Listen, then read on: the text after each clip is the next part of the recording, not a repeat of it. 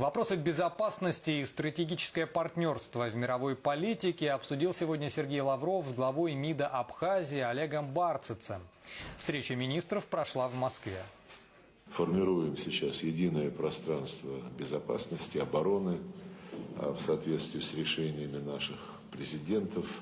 И, конечно же, гармонизируем абхазское социально-экономическое законодательство с российским для того, чтобы максимально эффективно использовать имеющиеся на цели содействия развитию республики ресурсы для достижения результатов, которые будут видны и в пенсионной, в медицинской, образовательной и других сферах. Лавров отметил, что Россия и Абхазия – союзники с многовековой историей. Двусторонние отношения будут развиваться и дальше. Продолжится сотрудничество на международной арене, прежде всего в регионах Южного Кавказа.